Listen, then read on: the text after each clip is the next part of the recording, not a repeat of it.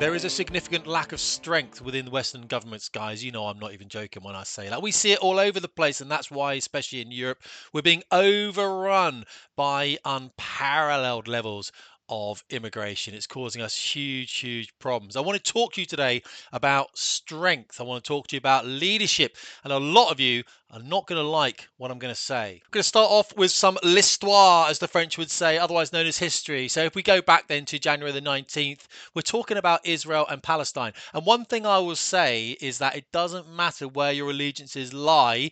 Try and be neutral during this video. We're going to watch President Trump talking about this current ceasefire. Now, remember this ceasefire that happened, as I said, late January, supposed to last for 6 weeks. And there were many things that were supposed to happen. There was supposed to be prisoner exchanges on both sides. All the hostages are supposed to be released. There's supposed to be humanitarian aid getting through to Gaza, which we know hasn't all happened, but also there's supposed to be a gradual withdrawal of Israeli forces from Palestine. So there are things that are happening and not necessarily happening, and I want you to just watch this very, very quick video of President Trump answering a journalist about what he thinks about the ceasefire. Well, I would say this, and I'm going to let that because that's Israel's decision, but as far as I'm concerned, if all of the hostages aren't returned by Saturday at 12 o'clock, I think it's an appropriate time.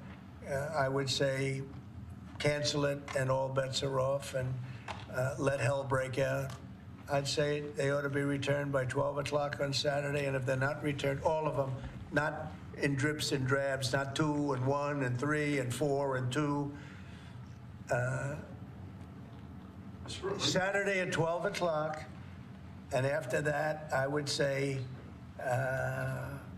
all hell is going to break out. All hell is going to break out. Now, one of the things I just thought I'd talk about very briefly to keep the video short is what we used to do on this airplane up here called the Tornado GR4. You see, people don't understand strength, and the way we combat weakness is through strength. In fact, when I was in Afghanistan, there used to be a phrase, might is right. I'm not saying I agree with all, don't get me wrong. I understood the momentum behind it and what might is right actually meant. Now, the truth about it is, this will go on forever unless someone does something about it. And that's how President Trump thinks. Now, on the Tornado GR4, we used to do a lot of planning on this. And once that aircraft got airborne, pretty much wasn't coming back until that target was destroyed. And we start off with looking at the target set. That's the important thing. So what is this made of? What's the building made of? Is it concrete? Is it reinforced? If it's reinforced, what's in that building? Is it concrete beams? Who made those concrete beams? How many of them are there? Do we need to destroy, harass? Do we need to damage?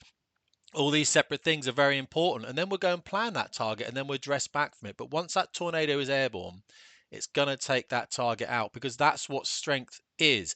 If someone's got far enough, if they've gone far enough to send a tornado after you, then really I hate to swear on my channel, but you've fucked around and you're going to find out. That's the mentality of tornado crews. I know you might not like that, and I understand it. And now, me having done it for 20 years and coming back again and done the instruction and everything, I look back on it and I think, I didn't necessarily agree with everything that we did, but then again, I'm not in the position of politicians to decide what is right and wrong. And there's a lot of things with our government at the moment that I absolutely hate and detest. I'm not in the power seat. I'm not in the knowledge seat. I haven't got everything that they've got coming in. I don't know necessarily what's going on. Trump does. And so what he's saying is this has to stop. Now, the thing about what Trump has said that's quite interesting to me is, once you say you're going to do something, you're going to have to go and do it. That's the truth. I think he knows that. I think he's known all along that there is going to be this Saturday 12 o'clock thing that he's just come up with. And I think now he's just saying it like, this is how I am. This is the guy I want to be. I'm this guy. This is why people fear Trump. They fear him because he's not a politician. He's a businessman. And he understands something that politicians don't understand. And that is, your reputation is massively important. Politicians don't care about this. They don't care whatsoever. Businessmen do. I'm not saying Trump's reputation is the best, by the way. I have read his books and everything else, but irrespective of that, if he's telling you he's going to destroy your country, you better listen to him. This is the time for chat now. This is the time for picking up that phone. And I don't think people fully understand the power of this man. You can see what he's done already in the country, of course. He's actually, let me show you something else here. And I'll probably use this in another podcast later, but look, this is just a memorandum that goes out to like everyone in the United States Air Force from the government pretty much.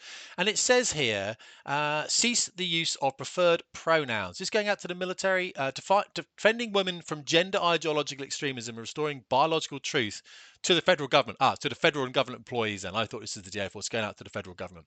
And it says we're going to cease the use of preferred pronouns, he, him, she, her, or they, them. That's all you're going to pretty much use to identify one's gender identity in professional communications. Email signature blocks, memorandum letters. We're getting rid of all that. Review all agency programs, contracts, grants.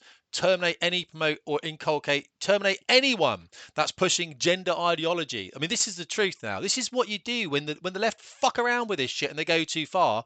I hate to swear, I'll beep it out. This is what happens. You're going to get pushback on it, and it's going to be extreme. And I think that's what's happening. And this is just the page one. Look at it. Take down all outward-facing media, withdraw any final pending documents, cancel any training that the Air Force should be doing, the Royal Air Force should be doing. This is ridiculous.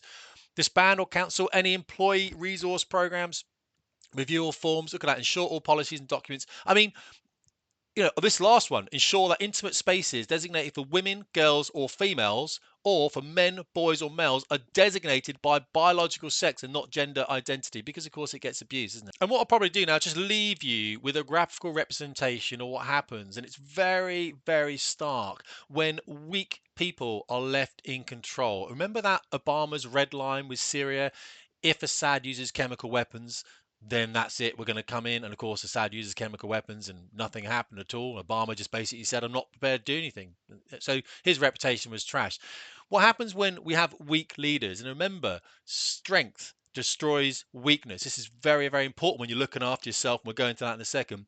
This is what happens when weak leaders allow that kind of level of immigration to come into countries like ours in the UK. And I'll show you this graphics right now. This is London. So here we can see 1961 then that the white community is getting smaller and smaller and smaller as we get other people coming in to the country. And there's the last slide there. And that's just 2021, guys. All right, look at that. So we've got 36.8% white British in London in 2020. What must it be now? Now we know that other Bradford, Birmingham, Leeds, all these other places, then the white man, of course, is in now a minority. And we're supposed to accept that. And of course we will, because we've got such weak leaders. That's the problem, isn't it? Absolute weakness at the top. And this is what happens when you have that weakness.